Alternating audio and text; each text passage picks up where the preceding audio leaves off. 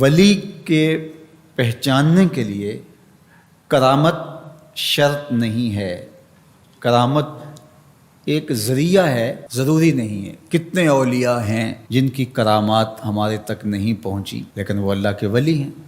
سب سے بڑے ولی اس امت کے صحابہ تھے، ان میں سے کتنے کی کرامات ہمارے پاس پہنچی ہیں لیکن ہم انہیں اللہ کا ولی مانتے ہیں۔ تو یہ کوئی شرط نہیں ہے، شرط ایمان اور تقوی ہے، اور باقی احادیث میں مختلف ان کی علامتیں بتائی گئی ہیں۔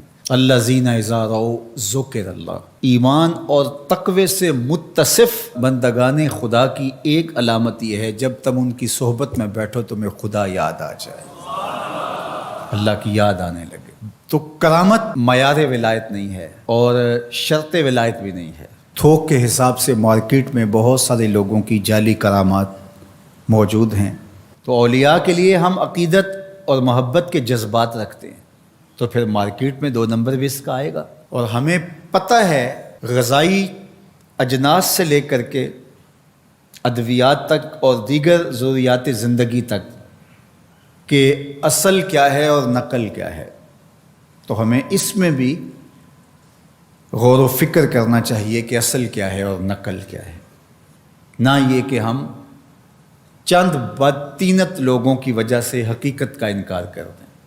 تو آج بھی کچھ لوگ ہیں جو کہتے ہیں جی چھوڑو، ہم نہیں مانتے کرامتوں شرامتوں کو، اس طرح کے لفظ بولتے ہیں، جبکہ کرامت کا من حیث الکرامت انکار کفر ہے۔ اگر کوئی کہے میں کرامت کو ہی نہیں مانتا تو یہ کفر ہے۔ وہ کرامتیں جن کا بیان قرآن مجید میں موجود ہے، جس طرح آصف بن برخیہ کا تخت بلقیس لانا، حضرت مریم سلام اللہ علیہا کے حجرے میں بے موسم پھلوں کا آنا، اصحاب کہف کا 300 سے زائد سال کا عرصہ سوئے رہنا کھائے پیے بغیر، اور رب ان کی کروٹیں بھی بدلتا رہا، یہ قرآن میں مذکور ہے۔ تو اس کا انکار بھی کفر ہے، قرآن کا انکار لازم آتا ہے۔ اگر کسی کرامت کا بیان حدیث متواتر میں ہو تو اس کا انکار بھی کفر ہے، لیکن ایسی کوئی کرامت نہیں جس کا ذکر حدیث متواتر میں ہو۔ البتہ احادیث مشہورہ اور احادیث احاد میں کرامات کا بیان موجود ہے، تو ان کا انکار بھی گمراہی ہے۔ جس طرح وہ 3 لوگ جو غار میں پھنس گئے تھے، انہوں نے پھر دعائیں کی اور پتھر ہٹا۔ جریج کا واقعہ موجود ہے، صحابہ کی کرامات موجود ہیں، حضرت عمر کے رکے سے دریائے نیل کا چلنا، اس طرح جو مسلمہ بزرگ ہیں ان کی کرامات کا انکار کرنا محرومی ہے۔ لیکن یہ بات بھی ذہن میں رکھے کہ کرامت اللہ کی طرف سے بندے کو دی جانے والی ایک عزت ہے، لیکن ولی کی زندگی کا مقصود رضائے الہی کی طلب ہے، کرامتوں کی طلب نہیں۔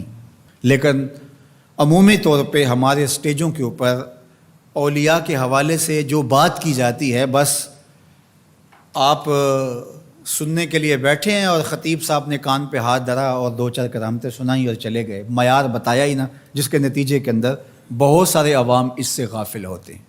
میں اللہ کا شکر ادا کرتا ہوں کہ ہم نے ہمیشہ اس بات کا التزام کیا ہے کہ لوگوں کے سامنے پوری تصویر رکھیں، کیونکہ مجھے اس بات کا احساس ہے کہ آپ لوگ کتنی محنت کر کے کہاں کہاں سے چل کے آتے ہیں، پورے پاکستان میں بلکہ پوری دنیا میں ہم جہاں گئے ہیں، ہمارے سامنے جو لوگ آ کے بیٹھتے ہیں زیادہ تر طبقہ باشعور لوگوں کا ہوتا ہے، تو پھر ہماری ذمہ داریاں اور زیادہ بڑھ جاتی ہیں کہ ہم جو ہے وہ ان کے سامنے وہ بات کریں جو بات کرنی چاہیے۔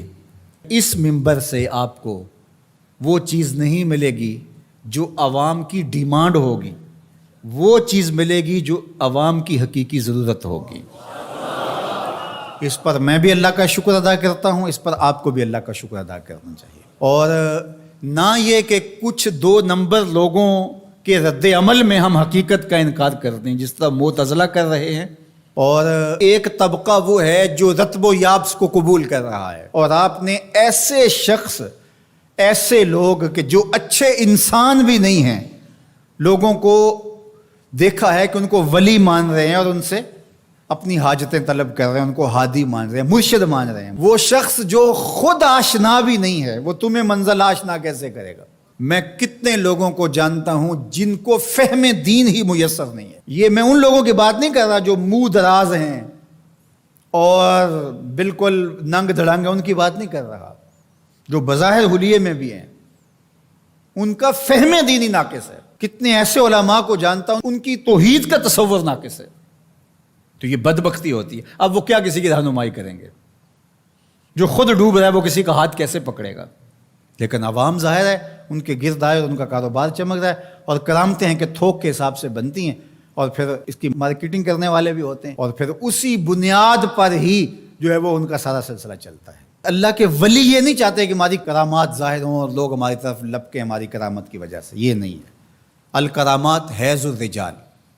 جس طرح عورتیں ایام مخصوصہ کو چھپاتی ہیں، اللہ کے ولی بھی چھپاتے ہیں. وہ نہیں چاہتے کہ ہم اس حوالے سے جو ہے وہ پہچانے جائیں. باقی دور موجود کے اندر کسی صالح متقی شخص کی کوئی ایسی بات سامنے آئے تو شریعت کے میزان پہ پرکھا جائے.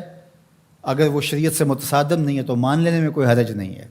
لیکن اگر کسی کی سمجھ میں نہیں بھی آتا تو فرق نہیں پڑتا. لیکن کسی ولی سے کوئی دشمنی نہ رکھے.